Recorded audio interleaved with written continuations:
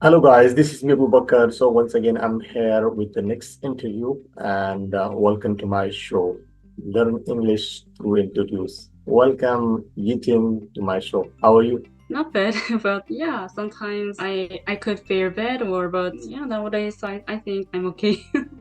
How about you? Yeah, everything is perfect. Well, where are you from and where are you living? I'm from South Korea and I'm currently living in my country as South Korea. Okay, so what's you doing nowadays and what's your profession? I graduated my university, but I still don't have any work. Instead, I'm studying for the master's program in my university. So could you tell me a little bit about your background, like in which study you are pursue or continue your educations and you go for a master? Where when I graduated my university, actually I didn't want to leave my school, and actually I'm interested in continuing my education, so I decided to study for the master's program, and now my major is English translation to Korea or translate Korea to English. That's my major in my master's program. So what do you think that the some of softwares in market they easily translate the script to English to South Korean language and South Korean to English? So do you think that software or application affect your profession? Where actually when I was in my university, English translation was not my major. Yeah, instead I majored English business. But so where it was a little bit difficult for me to study for the English translation, but I think it's really interesting. But even if it's difficult, but it's really good to learn new things like some English vocabularies or useful English expressions. And yeah, I'm also trying to learn in my language because Korean language is also important to translate English to Korean. Okay, well, I know you are so much motivated, or all the time you are so much active in the different groups. You record your videos and answer every questions and attend Zoom meeting. But who's motivate you to pursue your master degree in your field? Actually, my parents encouraged me to keep studying like English translation. So yeah, but sometimes I think that English translation is interesting. So yeah, I just decide to yeah keep studying for the master's program. But yeah, sometimes I regret my choice because yeah, I have a lot of homework and I have a lot of things to do. So sometimes I feel exhausted, but yeah, maybe yeah, I'm always trying to overcome it. I Mm. always keep trying. So sometimes, definitely we are exhausted with our steps and we say, okay, we just leave that. We switch our background or we switch our goals. So which things that motivate you to continuously focus on your goal, focus on your education? Where, as I mentioned, I'm interested in English translation, and since learning English is my favorite, so yeah, that's why that makes me motivated to keep learning, keep continuing my education. So yeah, but actually, I don't have any plans to be an English translator in the future. Yeah, so the motivation was just the interest about my majors. So yeah, that was the main reason to make me focused on the study. Yeah. If you are interested with your goals or with your field, so definitely there's less motivation need for you. So that's the more interesting. Okay, so let's move on. So how do you balance your study routine or life in South Korea? So is this difficult for you? Where try to balance my life and study where if I'm not in the summer vacation or if I'm in the semester and I have to take classes, then that could be hard to try to balance my daily life and study because I have a lot of things to do, and my assignments is usually just have short or tight deadline. So sometimes I had to submit my assignment within 3 days or 4 days. So yeah, sometimes the trying to balance my life yeah, it's difficult. But if I'm in the summer vacation or some holidays, then yeah, it's easy to focus my life and my study as well. So I think it depends on the situation. But for now, since I'm in the summer vacation, yeah, it's a it's more easy to balance my life and study. Okay. Well, how much the summer season is longer in South Korea? Even in my country, the summer season is almost for 3 months, June, July, August. So 3 months, the schools, colleges, universities totally off, and the teachers totally spending the all the 3 months at home, and the kids also enjoy the summer season. So how about your country? Where in South Korea, we usually start the first semester in March, and we have summer vacation at the end of June. So and also we have 2 months summer vacation. So yeah, maybe I'll resume my classes to be on September.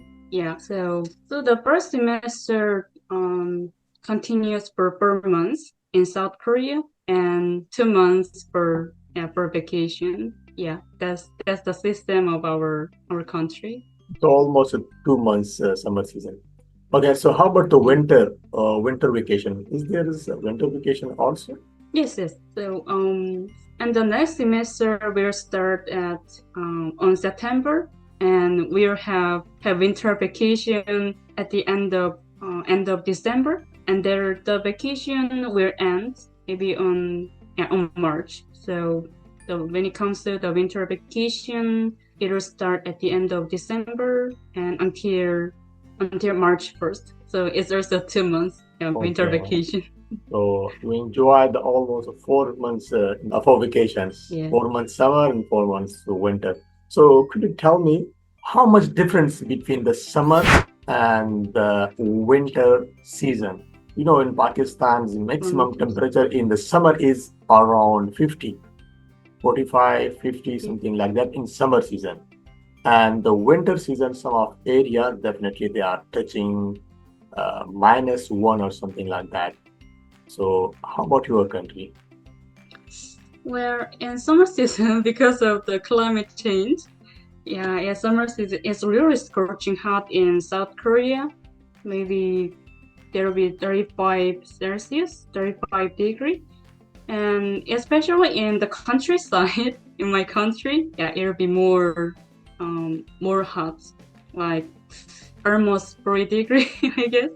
So Oh, yeah, but in winter season, yeah, we also have temperatures about minus under the minus. So yeah, I think the climate change is getting serious. Yeah, even no, in the South Korea. Yeah. same situation we are facing also in Pakistan, uh, last 4 or 5 years we are affected with the climate change. Weather are getting so much hot every years, and it's like a body situation in this summer, it's so tough for me to go outside, perform some outdoor activities. So I try to be just spend my time indoor activities. So so much sweats or so hard, the sunlight that's really heat up and boiling situation. So I'm so much excited when the summer season is on. Maybe next month, a little bit just start the weather will be getting cool. Okay, so let's move to another question. What's challenging you face, especially on your studying period during the graduations when you move to master level? So, how much difference you face the graduation and the master level? Where the master's program and the majors in my university, yeah, was really different. Where at least I also had some assignments when I was in the university. But actually I had enough deadline, like more than a week. But when it comes to the master's program, yeah, the deadline is really tight. Yeah, within the maybe 5 days or 4 days. So yeah, that makes me exhausted, as I mentioned. And also in the master's program, I could meet some person who is older than me, but in my university, most of the students were the same age. But yeah, when I studied for the master's program, yeah, I can meet very different persons from like more than 30 years older than me, or yeah, maybe 10 years older than me. So yeah, I can meet with different persons. Yeah, that's the characteristic of master's program. Oh, Yeah. nice. How do you balance, especially your daily routine during studies, like when you attend your classes in university and back to your room? So, do you have a specific time you can again think about your classes and work on your previous classes, something like that? Where when it comes to that tight deadline on my assignments, yeah, I always try to make some plans to complete all of my assignments. So after completing my assignments, and if I have some time to spare, then I try to participate in this Zoom class, or just try to have as my free time. So yeah, I think the making some plan is the best way to balance my life and also the other classes like this June class. So yeah, so I always try to, yeah, be organized person. Yes. Okay, that's nice. I think you are motivated also, and you are so busy, especially on the Zoom meeting. So, what do you think? How much the video challenge or the Zoom meetings that help out you on your education, especially on your master level? Well, but actually, when it comes to the video challenge, it doesn't matter with my master's program. So yeah, I still have some enough time to do some my video challenges. But sometimes video challenge could be different. And if I failed some taking some videos, then I have to delete and try again. And if I feel like though, then I have to delete again and again, and yeah, try to take new videos. But yeah, I think that's okay for me to study with my master's program. But when it comes to this gym class, yeah, sometimes I couldn't join this class, yeah, because of my assignments. But yeah, video challenge, yeah, doesn't matter for me. Okay, so when you decide a one video challenge, so you start your video. So the first attempt you record your video and then upload on Facebook, or you attempt many times for perfect videos. Many times, as you may know. So Uh, yeah, actually, yeah, I think it's difficult to post the video at the first time. So yeah, I think I have to try, yeah, many times to upload my video challenge. mm, So yeah, then I think that my video is okay, but if I just post my video at the first time, then yeah, I don't think, yeah, that's the good video challenge. well, Yeah, that's when I for me. start my journey, so that time almost I was attempt 195. All these videos so much disaster for me. I was so much exhausted. Why the video is not getting good to upload? And the Big John and Sunit and Nathan, they forced me to record your video challenge. Mm. And the 196 video was a quite good, and I was upload that video. So after that, when I start the video recording, definitely I face some issues. Sometimes I stuck and sometimes I was forget the word. So later on, it's easy for me. I completed my 100 video challenge. So now I'm in 102. So now I'm familiar. So it's easy for me to Mm. record. And first attempt now I record my video because I faced a lot of struggles and a lot of problems, a lot of time I stuck and a lot of videos I delete. So now it's quite good for me. So okay, let's move to another topics because we already discussed your education background, everything. And so tell me about your hobbies. As you mentioned before, you like to traveling. How much you travel in South Korea? Well, in South Korea, but actually, I'm not sure if you heard of this, but in South Korea, the capital area is Seoul, and but actually, I haven't visited in Seoul for many times. Yeah, I only visited there for once. So yeah, the I cannot say that. Yeah, I've traveled for many times in my country. So sometimes there is any area that I don't know.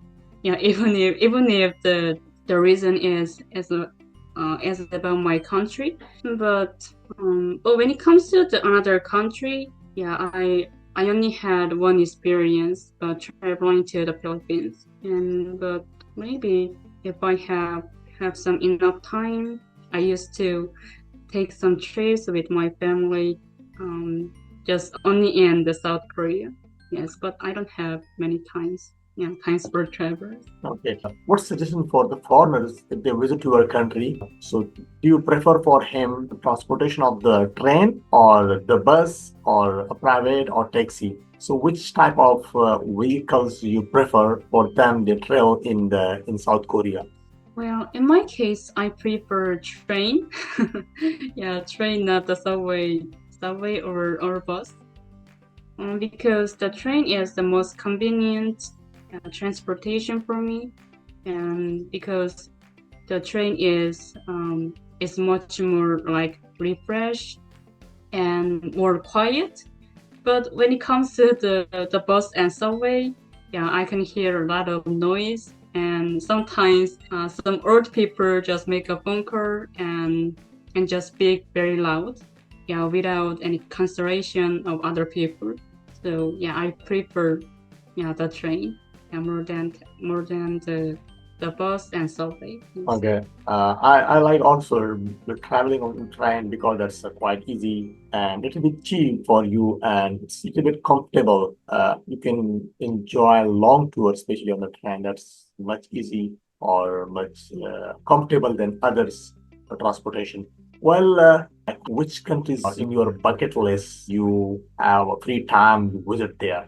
Well, actually, many countries as I can, since yeah, I don't have many experience to travel abroad. So yeah, I wanna visit the Japan and Taiwan and also America and Canada and Australia or some other English-speaking countries. And yeah, I'm also thinking about traveling to Indonesia and the Philippines and the Vietnam. So yeah, many countries as I can. Also, yeah, I'm also thinking about Europe and some other interesting countries. Yeah, You have as many countries as I can. you have wide goal and several countries you are select for your future plans, especially for your traveling.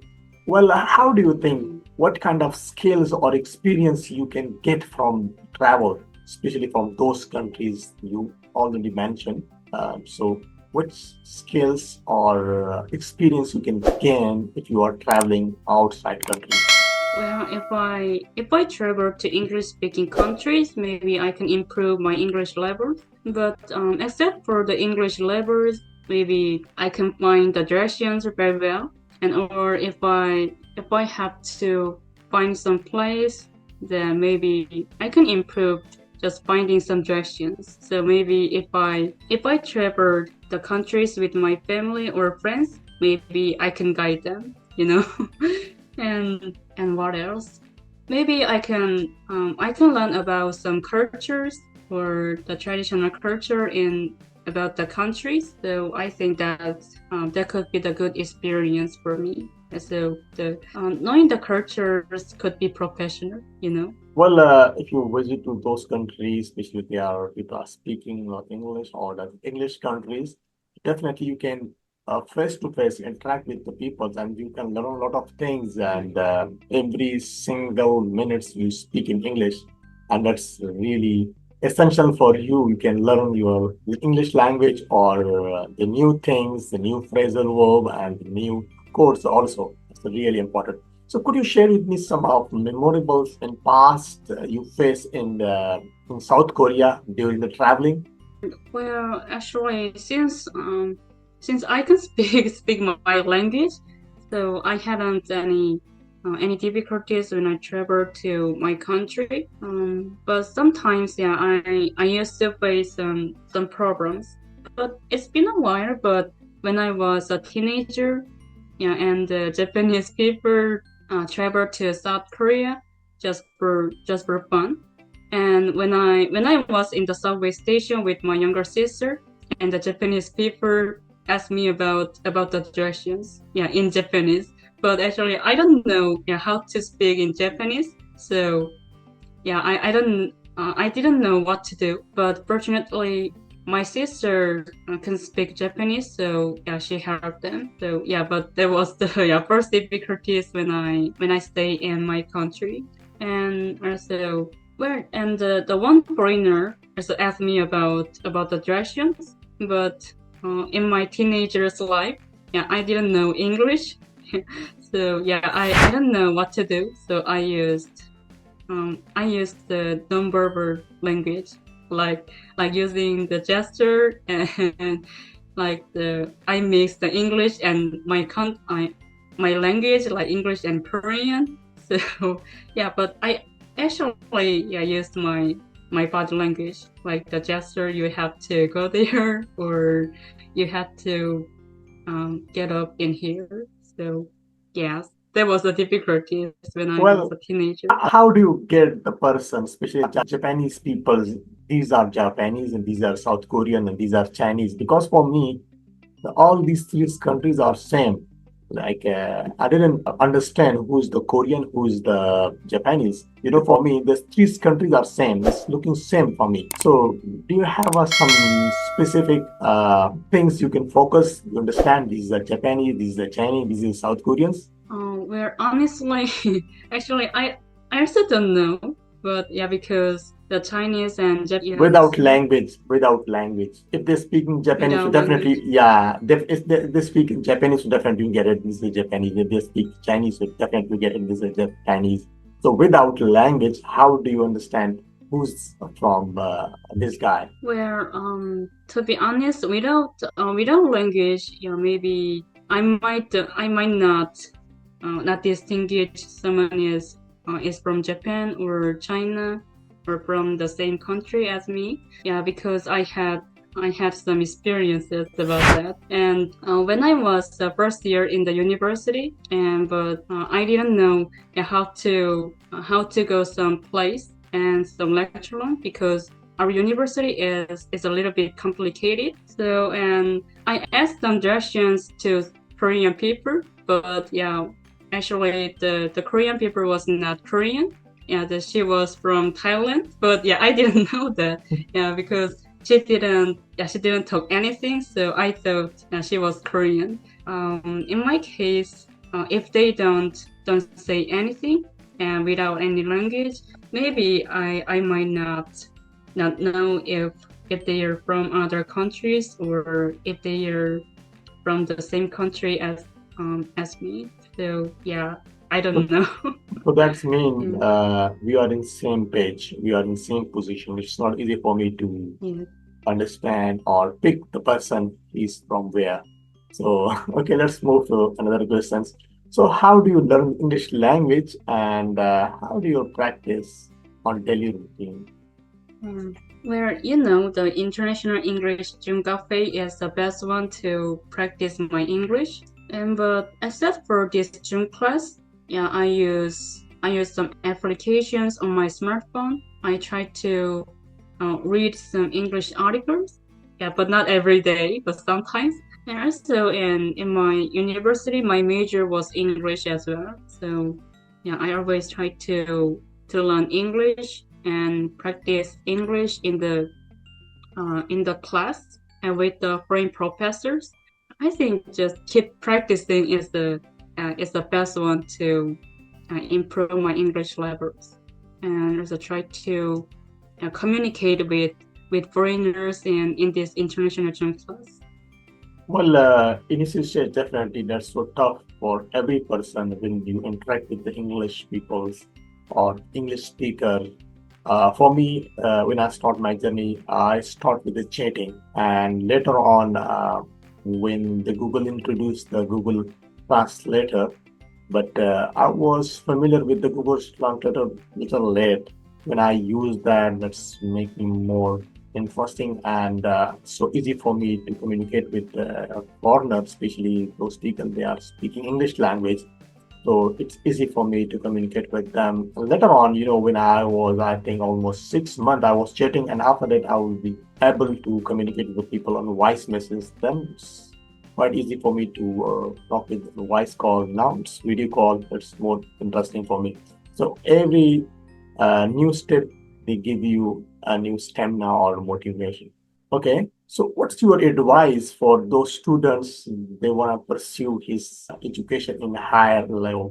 Where it's okay to study for the high level, but yeah, I wanna say this. If you don't have any experience to study English, and if you think your English level is basic, and I wanna say that please study step by step. If you think your level is basic, then study for the basic level, and if you improve your level, then you can study for the like another levels. Or if your English is getting so much improved, then you can study for the advanced level. So yeah, step by step is the best one. And also try to participate in this international Zoom class. Also try to practice and express your opinions. And it's also a good way to read some English articles. And yeah, it's easy to study English vocabularies. And it's okay to read some easy English books, or like English dialogue or English novels. And always try to regularly, and please, yeah, don't give up, because English could be very interesting subject. Yeah, Yeah, that's what I want to say. exactly. You're right. And Mhm. the same this method I've followed from last 2 or 3 years. So that's why I'm easily communicate with people without any hesitation, and easily communicate with the people on interview, conduct interviews, and Zoom meetings. And I remember, when I attend the Zoom meeting first time, it's not easy for me to open my camera. When I open my camera, I was totally stuck. The words is not coming to my mind, and I was totally blank. So now it's quite easy, step by step. If you go and step by step you go up, so definitely it's much easier for you. Just don't give up. Yeah, totally agree with you. And thank you so much, Eugene. Do you have something say about this interview? Because I wanted to wrap up. I wanted to end this meeting. Because this time is, I think, almost enough. Well, yeah, I want to say that thank you for the time for this interview, and thank you for these interesting questions. And it was really good to see you again, yeah, in this interview. And yeah, I hope to see you in the Zoom class, Thank you so in no much for time. your time. You give me your you have busy schedule, especially in your educational life, and you have a lot of segment or a lot of activities. So I appreciate you take your time for this interview, and see you. Bye bye. Inshallah, in next interview. See you. Bye.